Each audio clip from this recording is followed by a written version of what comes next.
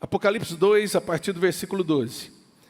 Ao anjo da igreja em Pérgamo, escreve: estas coisas diz aquele que tem a espada afiada de 2 gumes. Conheço o lugar em que habitas, onde está o trono de Satanás, e que conservas o meu nome e não negaste a minha fé. Ainda nos dias de Antipas, minha testemunha, meu fiel, o qual foi morto entre vós, onde Satanás habita.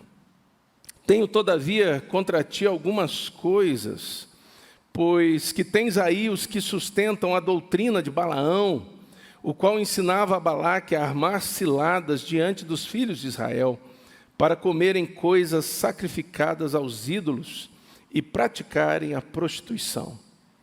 Outrosim, também tu tens os que da mesma forma sustentam a doutrina dos nicolaítas. Portanto, arrepende-te, e se não, venham a ti sem demora, e contra eles pelejarei com a espada da minha boca. Quem tem ouvidos, ouça o que o Espírito diz às igrejas. Ao vencedor dar-lhe-ei o maná escondido, bem como lhe darei uma pedrinha branca, sobre essa pedrinha escrito um novo nome, o qual ninguém conhece, exceto aquele que o recebe. Pai querido, nós te louvamos por Jesus Cristo, sua obra consumada na cruz, o perdão dos pecados sobre nós, essa obra aplicada pelo Espírito Santo em nossos corações. Que nessa manhã toda a glória seja dada ao Pai, ao Filho e ao Espírito Santo de Deus, e que pela palavra viva e eficaz, e pelo Espírito, nós sejamos edificados como igreja do Senhor. Em nome de Jesus. Amém. Pérgamo, uma igreja que precisava demais ter avivada dentro dela a verdade de Deus, a verdade da palavra de Deus. Como nós temos visto, né? Em Éfeso era o amor, em Esmirna a esperança, em Pérgamo a verdade. E a verdade é a palavra do Senhor. Verdade relativa? Não. Verdade condicional? Não. Verdade absoluta. Para o crente, para o cristão, para aquele que conheceu a Jesus por revelação do Espírito, mediante a pregação do Evangelho, aquele que, ao ouvir a palavra, teve fé gerada dentro do seu coração, uma fé que não se apoia em nada a não ser em Jesus e na sua palavra. Esse cristão, esse crente, ele precisa ter um compromisso inabalável com a verdade. Lá no primeiro século, a verdade já encontrava seus adversários. Hoje, no presente século, no presente momento que a igreja vive, a verdade tem muitos adversários. Mas não nos esqueçamos que a verdade é a palavra de Deus. A Bíblia Sagrada, alguns vão dizer equivocadamente, erroneamente, e podemos até afirmar hereticamente, que a palavra de Deus contém a verdade. Quem diz isso está mentindo. Por quê? Porque está dizendo que há algumas coisas dentro deste livro que não são a verdade, mas ela contém a verdade. Isso é mentira. O correto é afirmarmos que a palavra de Deus é a verdade. Amém, irmãos? Que nós não nos esqueçamos disso. em momento algum. Em Pérgamo, havia os crentes que estavam firmes, convictos de que a palavra de Deus é a verdade. Mas também havia naquela igreja os crentes que pensavam que a palavra de Deus apenas continha a verdade. E quando nós pensamos dessa maneira errada, acabamos abertos para abraçarmos ideias, ideologias, costumes, teologias, doutrinas, ensinamentos que, embora pareçam verdade, não o são. Quando a gente declara que a palavra de Deus é a verdade, além de afirmarmos que ela é a absoluta verdade, nós também dizemos que nada deve ser acrescentado e nem retirado dela. Amém, irmãos? E que ela é a nossa única regra de fé e de prática. Louvado seja o Senhor por isso. A igreja em Pérgamo acabava sofrendo porque havia dentro da igreja, e pelo que nas entrelinhas a gente pode perceber, inclusive na liderança da igreja, pessoas que não pensavam corretamente e acabavam ensinando o povo de forma errada, acabavam por desviar o povo da verdade, acabavam por colocar o povo de Deus, pelo qual deveriam zelar, em caminhos perigosos e desastrosos. Qualquer semelhança com os nossos dias, irmãos, serve para nos provar que a palavra do Senhor é sempre atual também. Ela nunca está presa ao passado, embora estivesse lá. Ela é eterna, mas ela é sempre presente e sempre verdadeira. Bendito é o nome do Senhor. Mas vamos lá. Pérgamo significa casado, né? Então, você que está querendo casar, a palavra Pérgamo deve falar bastante ao seu coração. Você que é casado também. Agora, preste atenção. A igreja, ela é a noiva de Cristo. Cantamos isso hoje. A igreja está comprometida com quem? Com o mundo? Com o seu Senhor. Com Jesus Cristo. O compromisso da igreja é com o seu noivo. Alguém já disse, eu guardei isso há muito tempo atrás, que a Bíblia começa com o casamento, Adão e Eva, e a Bíblia termina com o casamento, Cristo e a sua igreja. Que coisa maravilhosa.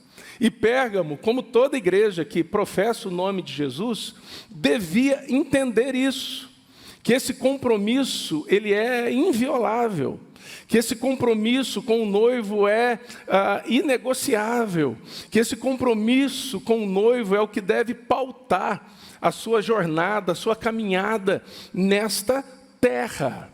A igreja em Pérgamo, ela deveria entender que não podia, não devia, em momento algum, negociar a verdade absoluta, que é a palavra de Deus. A gente vai chegar nesse ponto, mas na igreja já havia a história, o testemunho de um mártir, de alguém que fazia parte daquela igreja. Tudo indica, era o bispo, o pastor daquela comunidade, um discípulo de João, o apóstolo, que havia morrido, mas não de causas naturais. Havia morrido por ser fiel. Jesus vai chamá-lo, o nome dele é Antipas, de fiel testemunha. Minha testemunha, meu fiel. Aquela igreja já tinha passado por dias de extrema perseguição. E tinha no meio dela um testemunho poderoso de alguém que não cedeu, não negociou, não abaixou a cabeça, não retrocedeu, não negou a fé, mas continuou fiel até a morte. E aqui eu quero abrir um parêntese para indicar para vocês um livro maravilhoso. Na minha humilde opinião, o melhor no que diz respeito ao martírio de cristãos. Embora pegue apenas ali uma parte da história, porque esse livro foi escrito por John Foxe, sabe quando, irmãos? Em 1559. Primeiramente, ele foi escrito em latim. Depois, ele foi traduzido para o inglês em 1563. E ele conta a história dos mártires da igreja. Ele mesmo foi perseguido, o autor do livro, duramente. E é maravilhoso, né? O nome do livro é o Livro dos Mártires. Depois, pastor, eu tenho um pouco de dificuldade para comprar livro. Joyce, me ajuda com isso. Quem quiser o livro, vai deixar o nome aí com você. Pastor, vai ser presente? Vai, eu vou te dar o livro, você vai me dar o valor dele. Amém? A gente vai ver para providenciar e a gente passa para você. Se você quiser comprar, a gente pode conseguir por um preço bom. É maravilhoso. Feche parênteses. Vamos lá. O que a igreja em Pérgamo nos ensina com respeito a não negociarmos a palavra do Senhor? Eu quero que você anote, que você guarde aí no coração, porque são coisas muito importantes. E o chamado aqui em Pérgamo é esse: não negociem a verdade. Tem gente aí negociando? Não negociem. E outra, tratem destes que têm negociado a verdade, com seriedade. Não tolerem a mentira no meio da igreja. Não tolerem a heresia no meio da igreja. Não tolerem a falsos profetas, falsos mestres, no caso, no meio da igreja. Vivemos um contexto onde isso é tolerado, irmãos, e tem feito muito mal à igreja do Senhor.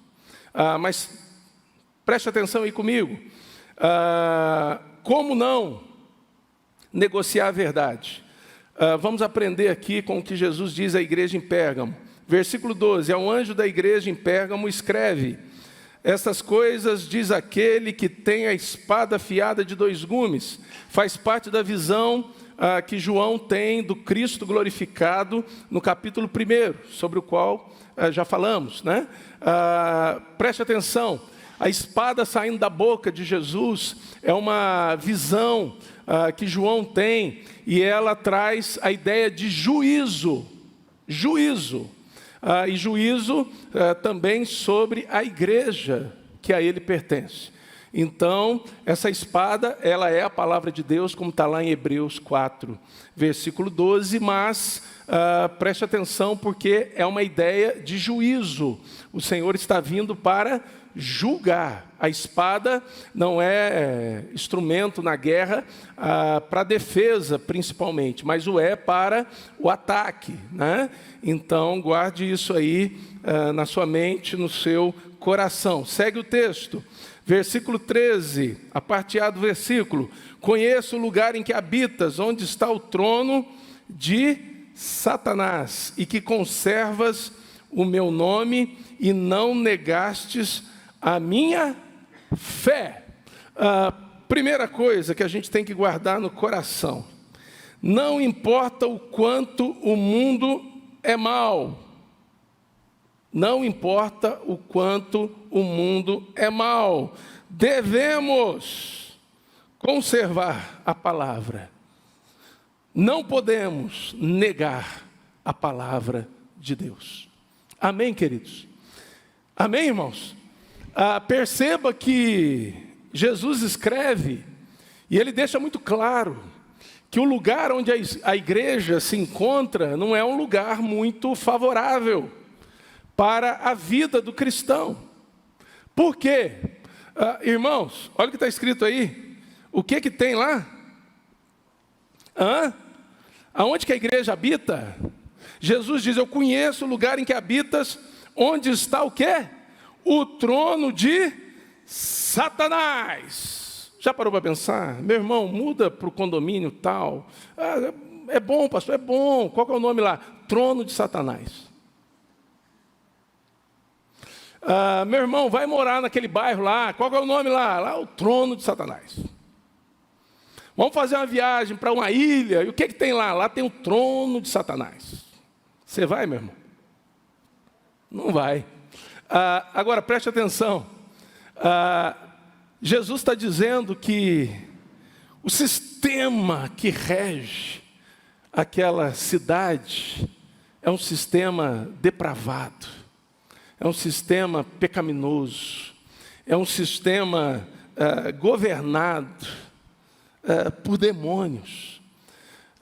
Jesus está dizendo que essa igreja está habitando no lugar onde as obras do diabo, elas têm se manifestado, no lugar onde os súditos do diabo estão, no lugar onde o reino, e aqui entre aspas, porque o reino de Deus está muito acima disso, mas o diabo, ele possui um reino, e queridos, o reino de Satanás, ele tem feito muito estrago, e ele está dizendo para a igreja: olha, nesse contexto, vocês têm conservado a minha palavra, e vocês não têm negado a minha fé.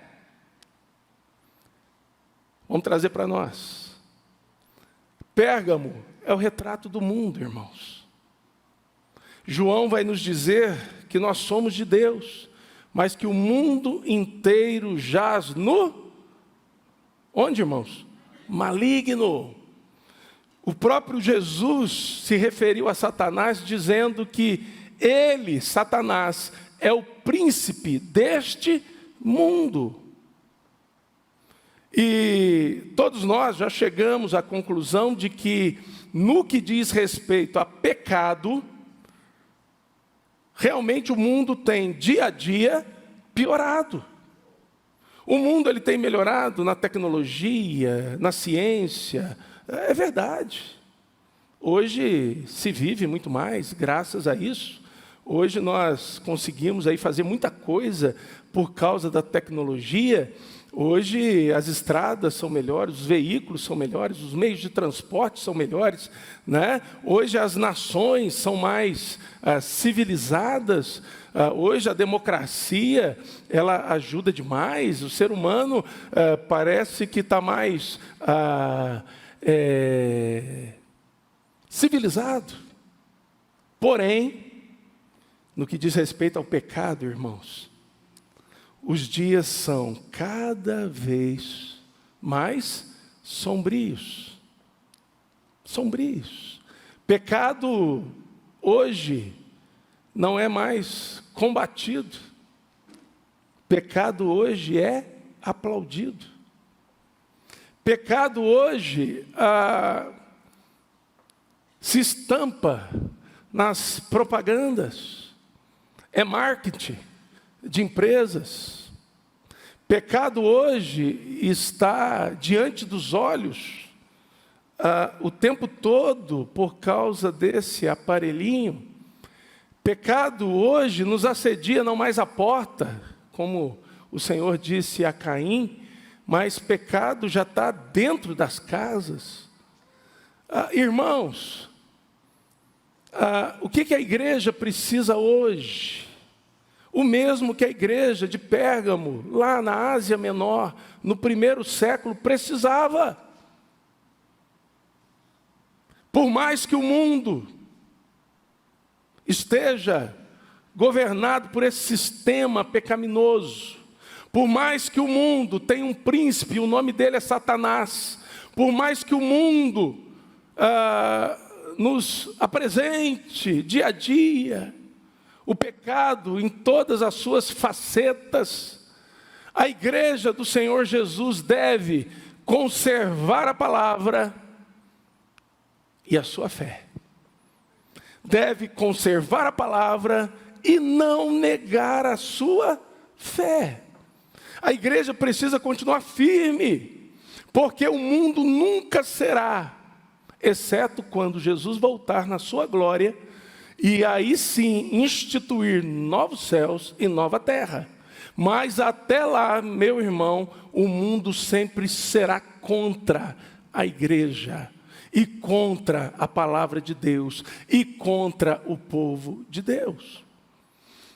Pastor, mas eu não percebo isso.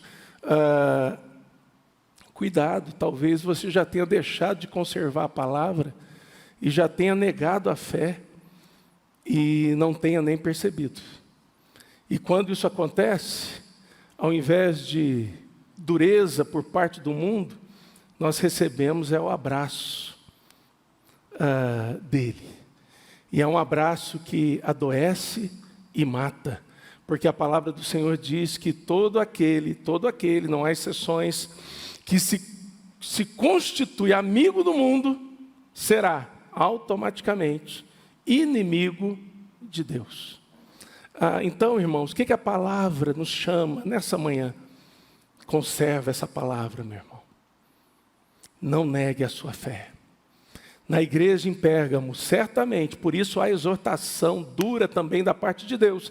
Havia aqueles que não estavam conservando a palavra, havia aqueles que já haviam negado a sua fé, mas havia um grupo ali que conservava a palavra de Deus e não negava a fé, mesmo vivendo no lugar onde a gerência de Satanás era tão forte, mas tão forte, ao ponto de Jesus escrever dizendo: aí está o trono de Satanás.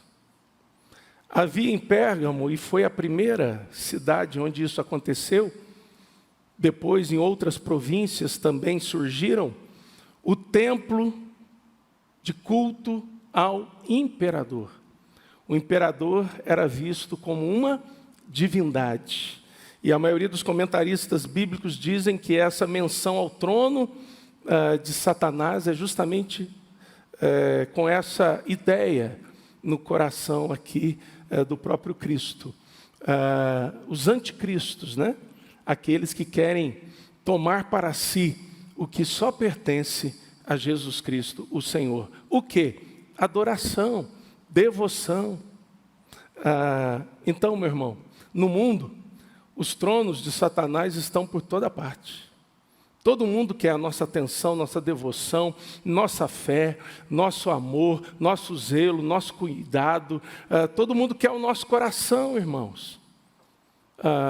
O dinheiro clama por isso todo dia. E tantas outras coisas. Como que a gente vence? Conservando a palavra e não negando a fé. Enchendo o coração com isso aqui. Mas meus amigos todos dizem que é desse jeito. Meus amigos todos? Eu vou para a palavra do meu Senhor, ouvir o que Ele diz. Mas minha família diz que é desse jeito. Minha família, eu os amo, assim como amo meus amigos, mas eu vou para aquilo que diz a palavra do meu Senhor. A sociedade diz que é desse jeito. Eu vou para aquilo que diz a palavra do meu Senhor. E eu a conservo. E eu não nego a minha fé, que nela está. Essa tem que ser a postura da igreja. Amém? Era com Pérgamo, precisa ser conosco. Segunda coisa, parte B do versículo 13 aí, veja aí. Ele vai dizer: conservas o meu nome, não negas a minha fé. Ainda nos dias de Antipas, minha testemunha, meu fiel, o qual foi morto entre vós, onde Satanás habita. A segunda verdade. A primeira, não importa quanto o mundo é mau, conserve e não negue a palavra do Senhor. Segunda verdade, não importa o quanto lhe custe, testemunhe e permaneça fiel à palavra do Senhor.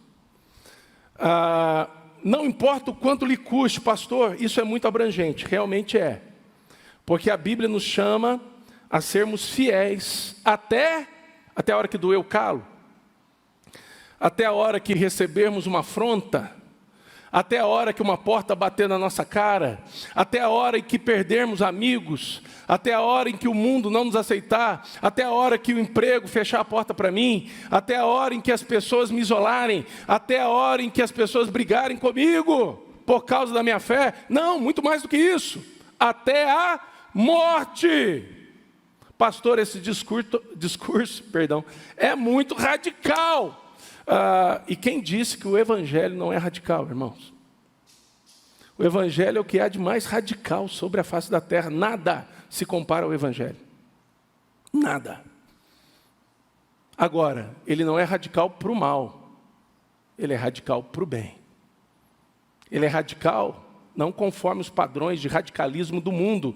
Ele é radical segundo os padrões do reino de Deus, que são elevadíssimos, e só pela graça e pelo agir do Espírito em nosso coração, numa vida avivada, a gente pode viver. Mas, meu irmão, custe o que custar. O que custou para Antipas?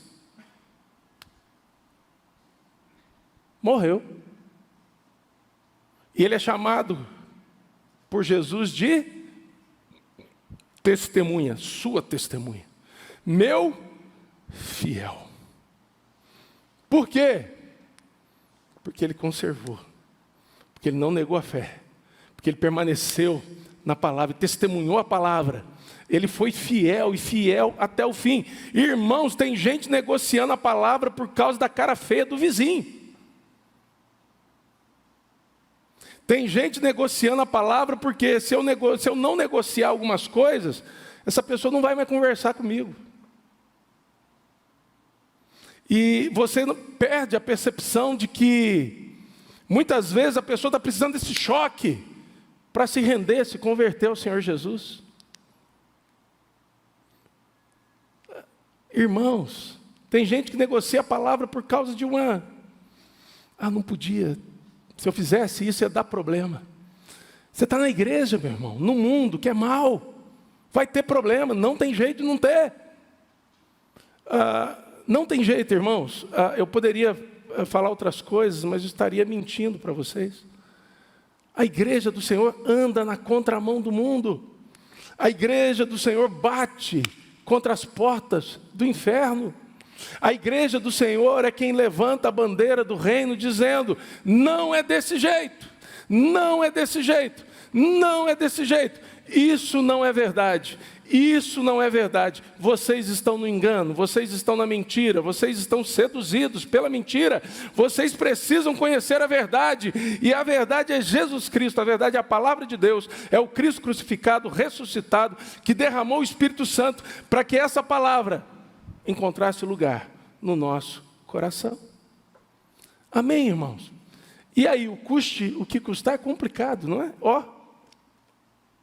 Irmãos, são mártires e mais mártires, que morreram porque testemunharam, permaneceram fiel, no tempo em que se acendia fogueira, no tempo em que a forca era colocada em praça pública, no tempo em que morriam. Antipas, só para servir de exemplo, sabe como que ele morreu? Os historiadores dizem que em um dos templos, lá em Pérgamo, havia um touro de bronze enorme. E esse touro de bronze era onde as pessoas vinham para fazer os seus sacrifícios aos seus deuses. Antipas foi pego e foi colocado dentro desse touro, e debaixo desse touro acendia fogo. Eles colocavam fogo e aquele touro ia ficando quente, quente, quente, bronze. E foi desse jeito que Antipas de Pérgamo morreu. Por quê? Porque permaneceu testemunhando da palavra, permaneceu fiel, não voltou atrás. Eu questiono a mim mesmo, e seria bom se você também fizesse isso com respeito a você. Se eu estivesse com um grupo de pessoas me pressionando, e diante de mim um touro de bronze incendiado, onde eles me colocariam para morrer, o que eu faria? E tudo isso por causa da minha fé. Se eu dissesse, beleza, eu aceito que Jesus Cristo não é o único Senhor, eu vou tê-lo como Senhor, mas eu vou também adorar o imperador, eu vou adorar, tá joia. Ele seria liberto, porque não era proibido ter outros deuses. O problema é que os cristãos declaravam que Jesus Cristo é o único digno de todo louvor e adoração. E aí eu fico pensando comigo, será que eu não dava um jeitinho? Será que eu não pensaria na minha esposa, nos meus filhos? E até pensaria da seguinte forma, eu vou negar aqui, depois eu peço perdão ali. Depois eu me fortaleço mais, e aí eu não nego a fé, eu não nego a palavra. O que eu faria? Pense nisso também, irmãos, porque eu fico boquiaberto com a postura desses primeiros cristãos e, ao mesmo tempo, com a fraqueza da igreja hoje. Nossa, irmãos, e o que a gente precisa aprender com a igreja em Pérgamo? Custe o que custar, não importa o que custar, nós não podemos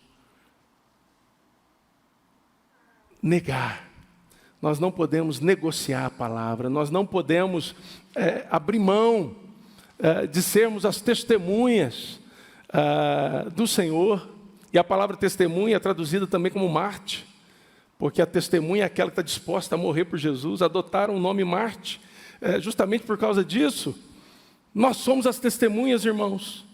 A gente não pode negar a fé, mas eu confesso para vocês que nos dias atuais, irmãos, a coisa está feia. A coisa está feia. Mas vamos lá. Vamos caminhar aqui para encerrar. Então, guarde isso aí no coração. Mesmo, não importa o quanto o mundo está mal, meu irmão, você tem que conservar a palavra. Você tem que continuar firme. O mundo vai continuar assim, não se iluda com respeito ao pecado. Cada dia pior. A Bíblia diz que nos últimos dias o amor iria se esfriar. Queridos, e as atrocidades são inúmeras, que a gente nem se impressiona mais. Não importa o quanto lhe custe, eu quero chegar, eu peço ao Senhor que me dê graça para isso. Eu sei que você também, e peço ao Senhor que lhe dê graça. Chegar lá na glória, irmãos, e ouvir de Jesus, servo, bom e fiel. E fiel. E eu creio que era isso que tomava o coração de Antipas. E precisa tomar o nosso coração. Terceira coisa para a gente guardar aqui dentro da gente, de uma forma muito especial. Olha aí para o texto comigo, versículo 14. E aqui está o centro do problema na igreja em Pérgamo. Tenho, todavia, contra ti algumas coisas, pois que tens aí os que sustentam a doutrina de Balaão, o qual ensinava a Balaque a armar ciladas diante dos filhos de Israel. Isso está lá em Números 25, e essa verdade aqui está muito clara em Números 31, versículo 8, depois você veja lá. Mas alguém que armava ciladas contra o povo de Deus, para comerem coisas sacrificadas aos ídolos, para servirem aos ídolos e praticarem a prostituição. Está lá no capítulo 25 de Números. As mulheres começaram, de outros deuses pagãos, começaram a seduzir os homens de Israel, e a ira do Senhor veio sobre o seu povo. Mas preste atenção, não devemos negar a palavra de Deus. Guarda isso agora. Não importa o quanto invistam contra ela. Será que o mundo investe contra a palavra de Deus? O tempo todo. Não importa o quanto, a gente tem que permanecer firme, não negar a palavra. mesmo que invistam contra ela internamente, ou seja, vai ter gente dentro da igreja, como teve em Pérgamo, dizendo, não é bem assim não. Não é bem assim, pastor, a gente pode muito bem celebrar um casamento homossexual. Que é isso, pastor? Que radicalismo é esse? Pastor, a gente pode ter homossexuais aí como presbíteros, como diáconos, né? Pastor, para com isso, o mundo mudou. O mundo é outro, pastor. Estou falando aqui da questão da ideologia de gênero, irmãos. A palavra de Deus não muda. A pergunta é, se nós estaremos prontos para assumir essa fidelidade com a palavra, ou faremos o que muitas igrejas e muitos crentes têm feito? Não, pode vir. Imagina. Eu gosto muito de uma frase do pastor Hernandes Dias Lopes, que ele diz assim, a igreja aceita todos, mas a igreja não aceita tudo. Por quê? O todos vai ser transformado. Vão ser transformados pela palavra e pelo Espírito, uma vez que conheçam o Evangelho e nasçam de novo. Louvado seja o Senhor, não importa o pecado. Deus vai trabalhar ali no seu coração e você vai mudar. Agora, a igreja não aceita tudo. Ou seja, a gente tem uma regra de fé e de prática, que é a palavra de Deus. Ah, não, aqui a gente aceita, pode. Não, não pode não, meu irmão. Você pode vir, você pode participar dos cultos, mas a gente vai te confrontar no seu pecado pelo Espírito e pela palavra. E nós cremos que você vai ser transformado. Amém, irmãos? Agora, olha a igreja em Pérgamo. Ela é exortada quando Jesus diz, olha, tem contra vocês, e segue o texto ainda no versículo 14, diz assim, versículo 15, outro sim também tu tens os que da mesma forma sustentam a doutrina dos nicolaítas. Em Éfeso a gente falou sobre os nicolaítas, eram os crentes liberais. Uma irmãzinha aqui depois foi procurar mais, ela disse, pastor, eu pesquisei, diz que eles defendiam que o homem podia ter várias esposas. Liberais. Você pode vir para Jesus e continuar no pecado. Você pode vir para Jesus e continuar fazendo tudo que você fazia na sua vida sem Jesus. Os nicolaítas. E lá em Éfeso, Jesus diz, vocês odeiam Éfeso, a obra dos nicolaítas, as quais eu também odeio. E o problema aqui com Pérgamo é que eles não odiavam. Eles toleravam. E o Senhor fala duramente. Então, meu irmão, entendamos aqui, não importa o quanto invistam contra a verdade, contra a palavra do Senhor, o que cabe à igreja? Ficar firme, não negociar, permanecer fiel, permanecer disposto a ser esse luzeiro no mundo. E sabe o que é que acontece, queridos? Passado um tempo, pessoas que foram confrontadas pela firmeza do povo de Deus, uma vez alcançadas pelo Espírito Santo de Deus e pela palavra que gera a fé vem pelo ouvir e ouvir a palavra de Deus, essas pessoas voltarão para o meio do povo de Deus, e sabe o que elas vão dizer? Muito obrigado, porque vocês me disseram a verdade. Muito obrigado, porque vocês não passaram pano no meu pecado.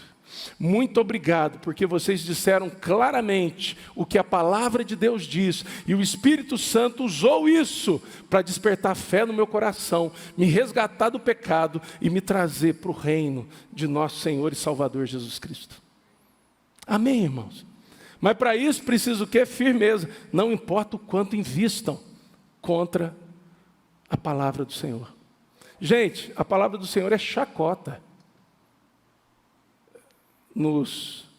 na boca dos youtubers, que muitos dos nossos filhos assistem. A palavra de Deus é chacota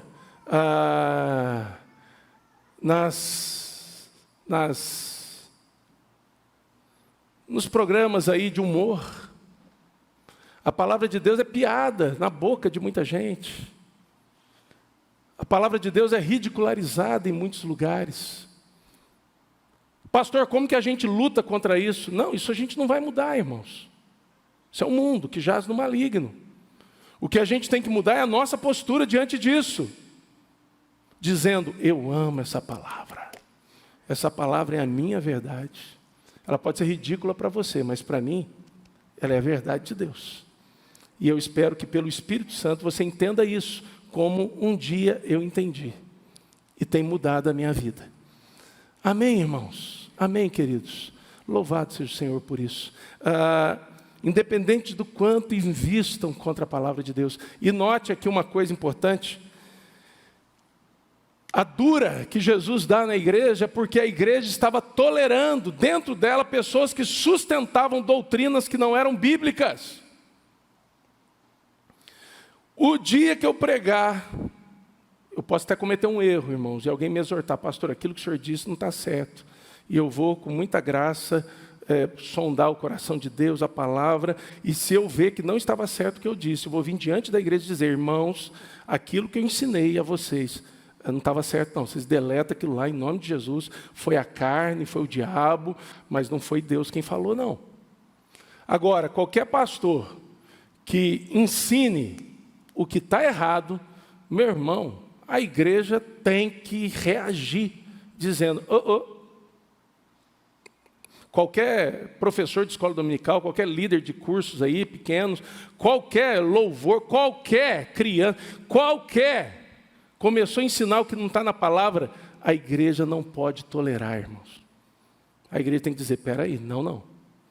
A gente ouve quando Deus fala. Quando Deus não fala, ninguém mais fala. Amém, irmãos?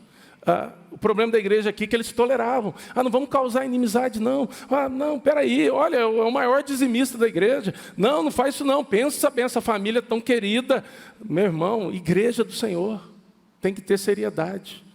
Falou que não está na palavra, está errado e ponto final. Está errado e ponto final. Amém, irmãos? Vocês estão assustados? A palavra de Deus assusta mesmo. Mas vamos lá. Segue o texto. Versículo 16. Portanto, arrepende-te, se não venho a ti sem demora, e contra eles pelejarei com a espada da minha boca. A palavra de Deus não pode ser negociada. E a última coisa que eu quero que você guarde. Não importa quantas vezes tenhamos que nos arrepender diante dela. Por que você está dizendo isso, pastor? Porque tem gente que cansa. Porque, nossa, hoje tem que arrepender de novo. Oh, Jesus. Meu irmão, eu me arrependo todo dia. Olha, não tem um dia que eu não tenho que pedir perdão para Deus. Não tem um dia, não passei um dia sem pecar, irmão, até hoje. Ore por mim. Um dia, você já passou, você me ensina lá, me ajuda, porque 24 horas, não consigo, irmão. Às vezes, né? E um dia estava quase conseguindo, chegou meia-noite, meu coração se encheu de orgulho, porque eu não tinha feito nada de errado na minha cabeça. Aí pequei no orgulho, olha só que droga. Está vendo? Então, irmãos, todo dia, e guarde isso, olha, não importa o quanto o mundo é mau, a gente tem que perseverar na palavra. Não importa o quanto nos custe, a gente tem que perseverar na palavra. Não importa, irmãos, o quanto de ataque exista contra ela, externa e internamente, a gente tem que perseverar na palavra. E não importa o quanto quantas vezes a gente tem que se arrepender diante dela, a gente tem que perseverar na palavra, irmãos. Tem gente que fala, pastor, é muito duro esse negócio de Bíblia, de crente, porque eu leio o texto, ele só me mostra uma coisa, Deus é santo e eu sou pecador. Meu irmão, você está lendo a Bíblia direitinho. Você está sendo iluminado pelo Espírito Santo. Quando você começar a ler a Bíblia e ver que você é bom, meu irmão, aí desconfia. Tem alguma coisa errada na sua leitura, nas lentes que você está usando. Porque a Bíblia mostra para a gente todo dia que Ele é santo e nós somos pecadores. Mas ela também nos mostra a sua graça, a sua misericórdia, o seu poder, e o quanto Ele está disposto a nos perdoar, gerar arrependimento no nosso coração, para que a gente conserte o que deve ser consertado. Aos olhos de quem? Aos olhos do Senhor da igreja, o Senhor da nossa vida. Amém, irmãos? Então a gente tem que arrepender. Não importa quantas vezes, meu irmão, não negocie a palavra. Ah, não vou ler mais não porque está muito dura. Meu irmão está lendo corretamente, está dura mesmo e vai continuar sendo dura. A palavra do Senhor, antes de ser a nosso favor, ela é contra nós, irmãos. Esse negócio que a palavra de Deus vai fazer massagem no ego, meu irmão, isso não é bíblico. Não é bíblico, irmãos. Ah, não, ó, você... Nossa, Jesus tem se agradado tanto de você. Meu irmão, você é uma bênção. E às vezes o sujeito está no pecado e está... vou continuar do mesmo jeito. Queridos, o Espírito Santo, ele moe a gente por dentro, irmãos. Para quê? Para que de fato a gente vá melhorando. Para que de fato a gente vá sendo transformado, para que de fato a gente perceba o que deve ser mudado, e o que só pode ser mudado pela graça do Senhor, e pelo poder do Senhor que atua, opera dentro de nós, pelo Espírito que Ele nos deu, e pela palavra que é viva e eficaz, é como espada de dois gumes que entra, penetra, irmãos, e trabalha dentro da gente. Que coisa maravilhosa. Tem que arrepender. Jesus está dizendo para a igreja, e aqui preste atenção, Ele está chamando dois grupos ao arrependimento. Os que estão andando melhor, mas estão tolerando os que estão no pecado. E os que estão andando no pecado. Jesus está chamando os dois grupos ao arrependimento. E Ele diz, se não se arrependerem, eu vou vir. Só que eu não vou vir com graça, não. Eu vou vir com juízo. Com a espada que sai da minha boca. Então, irmãos, o que a gente aprende aqui? E o texto termina dizendo, ao vencedor. Quem que é vencedor, irmãos? Aos olhos de Jesus. Aquele que não negocia a verdade. Ele vai dar de comer do maná escondido. Aqui é um símbolo do próprio Cristo. Ele vai dar uma pedrinha branca com nome novo escrito, que ninguém conhece, a não ser aquele que o recebe. Essa pedrinha, irmãos, é como se fosse o bilhete, dizendo assim, pode entrar. Pode entrar. Entrar onde? Na glória. Na glória. Louvado seja o Senhor por isso. Vamos fechar os olhos, irmãos?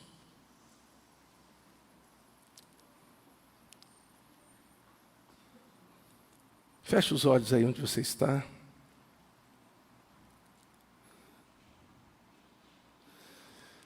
O Evangelho, ele nos alcança, é o poder de Deus para a nossa salvação, mas nós precisamos, irmãos, entender que se não fosse assim, se dependesse de nós abraçarmos o Evangelho, nós nunca abraçaríamos. Porque ele exige muito. Na verdade, ele não exige muito, ele exige tudo. Tudo. Por isso que só podemos ser crentes porque Jesus veio até nós, Jesus nos escolheu, Jesus gerou fé no nosso coração, Jesus colocou essa palavra dentro de nós. E agora é Jesus quem nos capacita a permanecermos fiéis.